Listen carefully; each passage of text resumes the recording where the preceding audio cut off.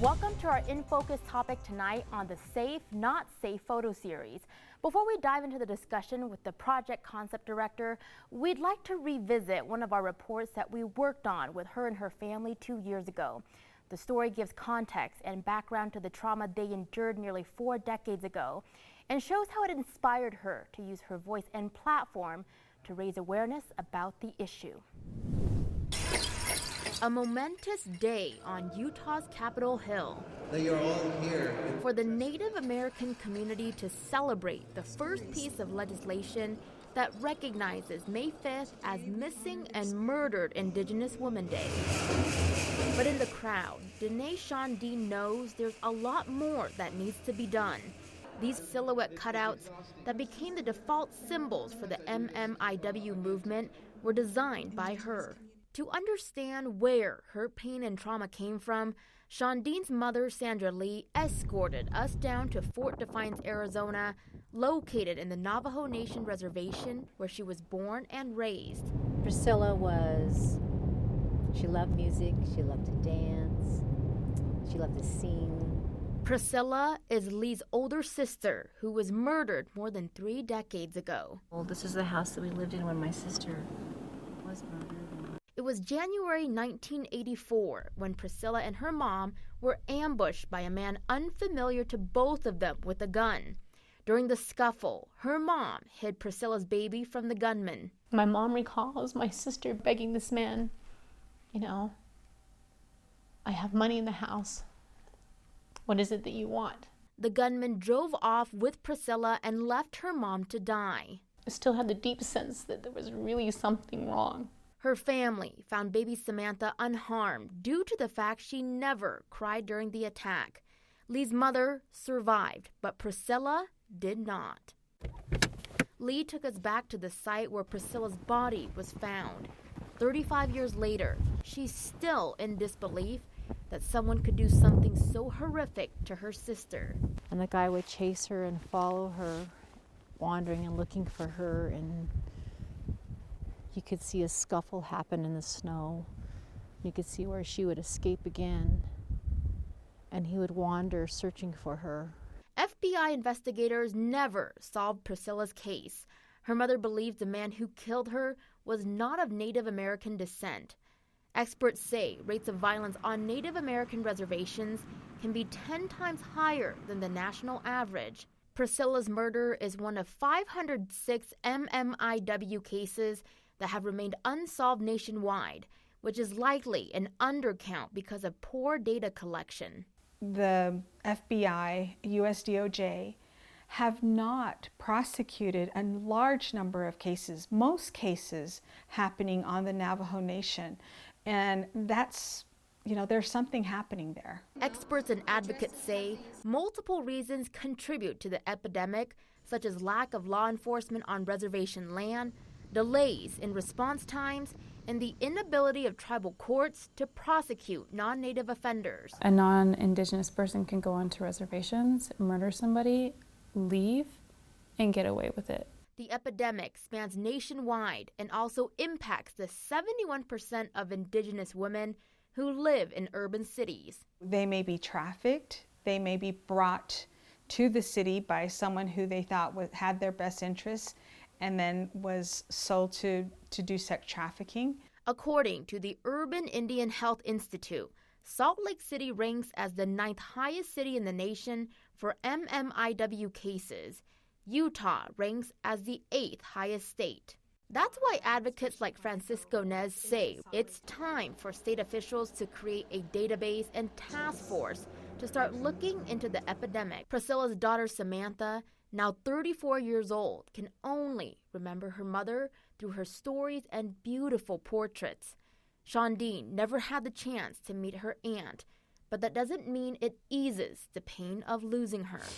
I look at pictures of her and, my family always talked about her and how beautiful she was, and my oldest sister is named after her. And, I can feel her. Whether or not they ever find closure, Lee and Shanidiin won't stop feeling the conversation until they start seeing justice being served. I will not go missing. I will not be murdered. I need people to take real action. We can begin our efforts in identifying the gaps that we know are there and moving forward and looking at policy and how we have to move forward to make sure that all voices are heard. That was Representative Angela Romero back in March of last year, talking about the bill she sponsored to start a task force that addresses the missing and murdered Indigenous women epidemic. Welcome to our In Focus discussion tonight on the Safe, Not Safe photo series. The project profiles Utahns of color who've survived traumatic experiences and shows the place where they feel unsafe and where they go to find refuge. Joining us live in studio tonight is Denae Shanidiin, the concept director of the photo series, and Jonathan Canlas, the photographer of the project. Denae and Jonathan, thank you both for being here tonight and welcome to the show. Thanks for having us. Thank you, Rosie. Now, Denae, we just watched our report with you and your family from 2 years ago about the missing and murdered Indigenous women epidemic and heard a brief soundbite from Representative Angela Romero. A lot has happened since then. Would you mind giving us a brief overview of what the state has done to tackle the issue? A lot has happened since then. The reality is a lot of trauma has happened. The bill HB 116, which was the Missing and Murdered Indigenous Women and Girls task force here in Salt Lake City, has actually, the reality is that nothing has been done with that task force as of right now. And I think those were due to COVID-19 issues. So this year, with the Utah legislature, we have in place a new bill. It's HB 41, I believe, which is basically the same missing and murdered task force, just extended into this year so that we can get some things done. At the federal level, we have the Savannah's Act, we have the Not Invisible Act, we also have Operation Lady Justice, but we all know that at the federal level things move a little bit slowly and we probably won't see the positive impacts from those operations within Indigenous communities for many years to come. And I also believe that with the task force here in Utah, which makes it so crucial to keep this momentum going and this energy going. I do know that Indigenous communities are really relying on sovereign, Indigenous-led organizations to combat this violence, such as Restoring Ancestral Winds here in Salt Lake City, who they provide a lot of services to those professionals who are working with victims and understanding this violence and trying to help the Utah legislature in the data research and understanding why Salt Lake City is in the top 10 for missing and murdered Indigenous women and girls cases out of 71 surveyed cities. So we know that the wheels are moving slowly, but at least we're finally getting the wheels moving. We want to get to the Safe, Not Safe photo series. How did you come up with the idea for this photography series? You know, it's been a really unsafe year for Black and Indigenous people of color, as it has been for many years. And I think with this past year, we've seen these racial disparities and these conversations around white supremacy and systematic oppression. And really, this came out of a personal need and a personal and a collective need for me to recognize and acknowledge the pain that Black and Indigenous people of color are experiencing on a daily basis, ranging from microaggressions to, you know, severe trauma and hate crimes that have risen under a very hateful administration. The reality is that domestic violence is on the rise. With COVID-19 and the infrastructure set in place by a colonial occupation, Black and Indigenous people of color have always suffered underneath these kinds of systems, and with COVID-19 we've seen these infrastructures fail. We've also seen these racial disparities be at the forefront, and these stories of trauma, of racism, of prejudice, of unsafety within our daily experiences as people of color. So it was, you know, within my own personal life, people that I know, we began to have these conversations. It was almost like the energy of the Me Too movement, where we have a lot of these stories coming out. We have a lot of organizations, companies, corporations starting to address the system of oppression within their own, you know, within their own entities and their own environments and communities. And we're starting to realize these things are really important to our well-being as Black and Indigenous people of color. So it's important to address. And that was one of the reasons why I wanted to share these stories, because as an Indigenous person, storytelling is very sacred to who I am, and it's important to share these stories because they carry knowledge, they carry teachings, and ultimately by sharing these things, by being vulnerable, I'm hoping that people who you know, exist in predominantly white spaces can start to have these conversations in a safe way without being reprimanded. Denae and Jonathan, hold that thought. We do have to take a quick commercial break, but when we return, we'll resume our discussion on the Safe, Not Safe photo series.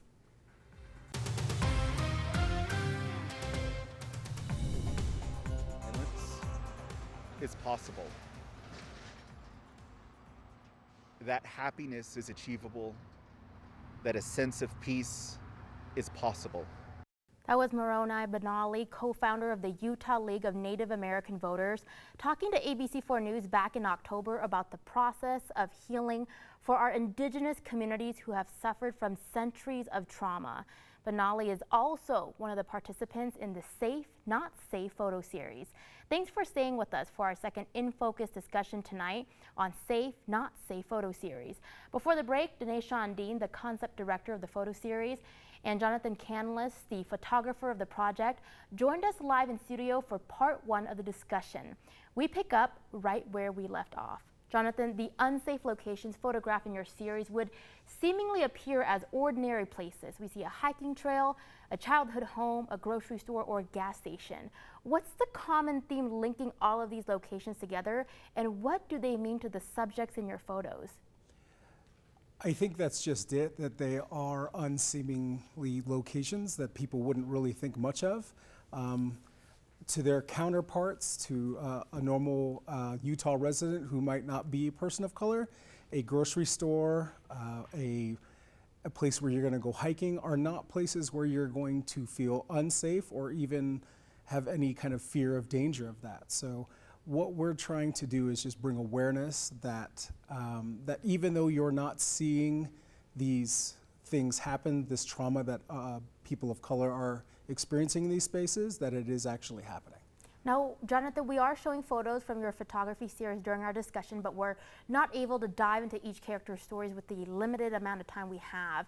Could you briefly tell us about some of the adversities that these individuals have been through and overcame? Yeah, it's a very wide spectrum, ranging from microaggressions at a grocery store, misogyny experienced on a biking trail, to someone rolling out of a cab. And again, with that latter story, they were having a handful of racial slurs spewed at them, and they requested to be taken out of the cab, to have the cab stop, and not to be dehumanized any second longer. They just felt the reason to roll out. So again, there are so many different experiences that are happening that even as from the viewer standpoint, they're going to sound crazy because some of these experiences are rather traumatic. But even though you're not seeing them or you're not hearing about them, they truly are happening to people of color in the state of Utah. Now, Denae, you actually are a subject in the photography series yourself. Let's bring your photo up. Here that we can see that you are standing in front of the Utah State Capitol, a place that you say is your unsafe location. What can you tell us about this and its meaning to you? So first of all, there are many unsafe places for me. I chose this one particularly because it represents, for me, a history of colonial occupation and the genocide of Indigenous people. You know, this is a building that represents white supremacy. There are many laws that take place within this building by legislatures, by white men who make decisions on behalf of women, on behalf of people of color. And it has severe impacts on our well-being and our perpetuity to a life well lived and to the safety of our future generations. And so, you know, it's also a place where I've been violently harassed by a white woman who yelled at me like, "Do you speak English?" So we have a lot of experiences as people of color in common spaces. My experience at the Capitol, I know that the history within the Capitol building, the murals, the many indications of historical education do not represent Indigenous people or our realities historically within the state of Utah.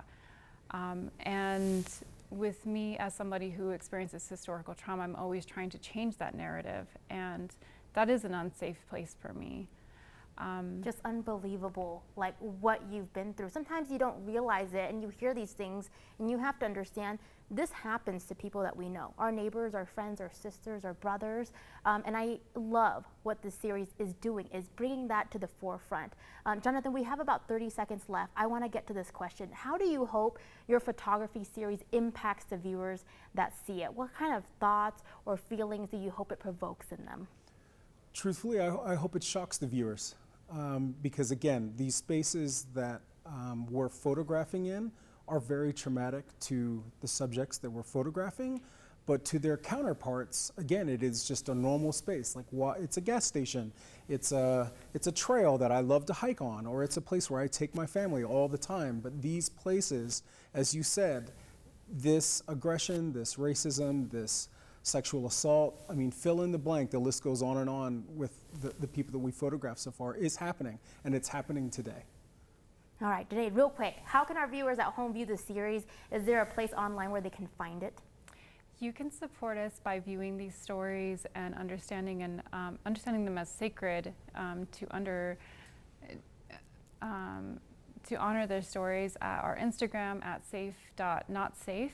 And you can also visit Restoring Ancestral Winds at restoringawcoalition.org for further support with Black and Indigenous people of color. All right, you've been hearing from Denae Shanidiin, the concept director of the photo series, and Jonathan Canlas, the photographer of the project. Both, we commend you for being here, what you're doing to raise awareness and giving a voice to victims and survivors. Thank you both for being here tonight.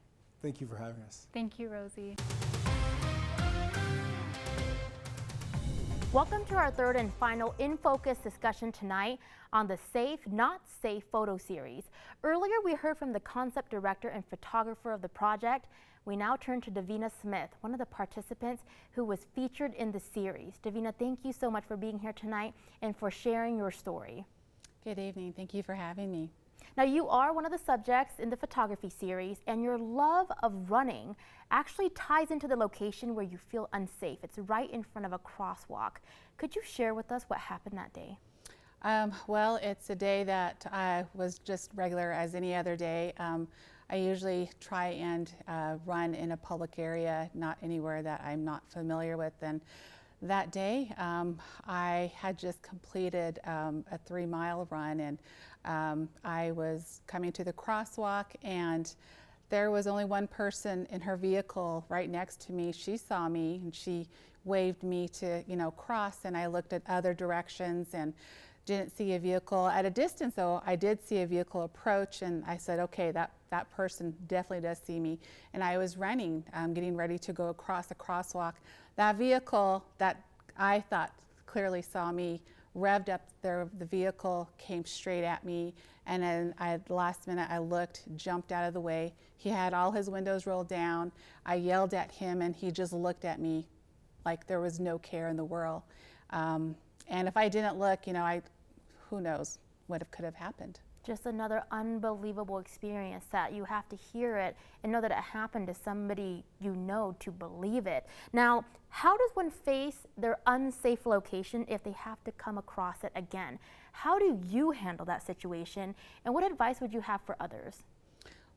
After that had happened, I looked immediately, and I ran across, and I was it was a disbelief that that had actually happened. And it took about 2 days for me, because my body, I mean, culturally, running is important in our culture, and so I know I needed to be out there and needed to go back into running, but to face that that fear was very challenging. Thankfully, I had my oldest son, with me, and he said, "You know, Mom, our people have always endured a lot of atrocities for generations, centuries." So for him to say that, you know, that resiliency in him, I knew I needed to overcome that fear. And it took that step to face that fear and not let it control me. Because if it did, you know, I probably would be in complete despair. But, you know, it was a reminder from my child to say, "Mom, you know, come and face that." I think that support is so important when you're trying to heal from a traumatic event. Davina, we have about 1 minute left. In your safe location, you're photographed at the Bells Canyon Trailhead. Tell us about why this place makes you feel safe. It's healing. It's connection to Mother Earth. As a Denae person, when our umbilical cord falls off, we bury it to where a place we can be connected to Mother Earth. And so that's, for me, a place of healing. I can go out into the outdoors and just feel the presence and rejuvenate. And so that's my safe place, to be out in that area. And lastly, how was this experience for you to participate in this photography project? Did you find it uncomfortable, healing, freeing, or maybe all of the above?